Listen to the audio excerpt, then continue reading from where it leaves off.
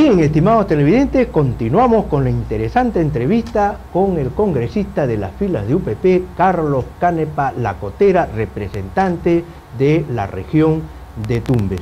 Acá hay un tema que también nos interesa. El nuevo ministro de Economía.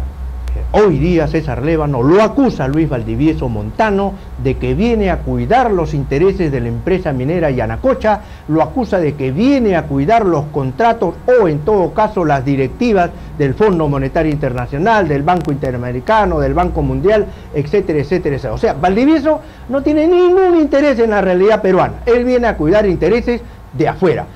Y lo peor, como lo ha dicho erradamente Augusto Álvarez Rodríguez en su editorial del día de hoy y otros analistas, no hay que invertir en infraestructura, no hay que invertir en educación, salud, en nada de eso. Por lo tanto, ¿qué hay que hacer? Hay que poner a un ministro, en este caso Valdivieso, que cierre los caños, cierre la faltriquera y diga la famosa frase de Silva Ruete: no hay plata, no hay plata, no hay plata. Esto va a ser terrible para el Perú como nación y para la región, en este caso Tumbes. ¿Comparte usted este criterio, congresista Carlos Canepa Lacotera? Bueno, hay que partir de un punto de que este gobierno del Partido Aprista ha olvidado completamente sus principios de base y que se ha tirado pues a defender los intereses de las transnacionales en nuestro país. Eso está de hecho y es obvio, de tal manera que no nos llama la atención cuál sea la labor que va a ejecutar Valdivieso en el Ministerio de Economía.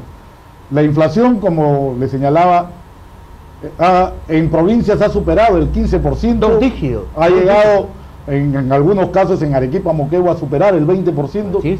Y eso no significa otra cosa que la disminución de la capacidad adquisitiva de la población, fundamentalmente los más pobres, que dedican más del 60% de su presupuesto a la adquisición de alimentos.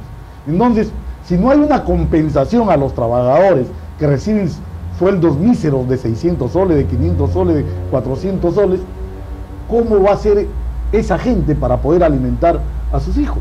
Correcto. Y lo que nos dice el ministro, lo que nos dicen los principales miembros del Ejecutivo: hay que disminuir el gasto corriente. Y eso pues es trágico para nuestra población.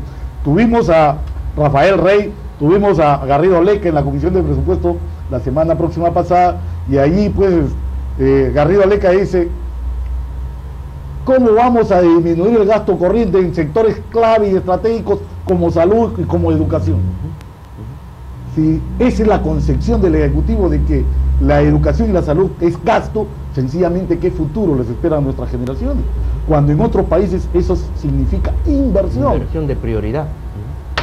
Los niños adecuadamente alimentados, con una salud adecuada, van a tener una educación adecuada, van a hacerse en el futuro profesionales de éxito y van a ser competitivos. Eso va a elevar la competitividad de nuestro país. Pero si no tenemos salud, no tenemos educación, sencillamente nuestro país está condenado al fracaso. Correcto, tiene razón. Efectivamente, Hernán Garrido Leca fue al Congreso y hizo la pataleta, y prácticamente ni bien se terminaba de colocar el fajín el ministro nuevo, Luis Valdivieso, y Hernán Garrido Leca sacó el látigo y dijo: denme dinero, necesito contratar médicos, enfermeras, comprar cosas, etcétera, etcétera. Alan García le jaló la oreja, su engreído, por cierto, ya sabemos la larga cola de antecedentes de Hernán Garrido Leca, pero en fin, es su engreído, y le dijo, bueno, Valdivieso contestó algo concreto.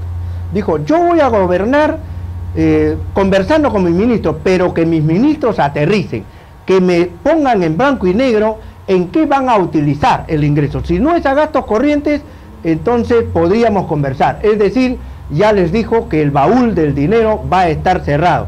Pero esto implica que la desesperación del alanismo por tener la presidencia del Congreso va a significar eso, evitar que se haga gasto en infraestructura. ¿Usted cree que ese es uno de los objetivos de la bancada, su desesperación de ganar la presidencia del Congreso, congresista Lacotera? Bueno, es lamentable decirlo, pero Javier Velázquez, en su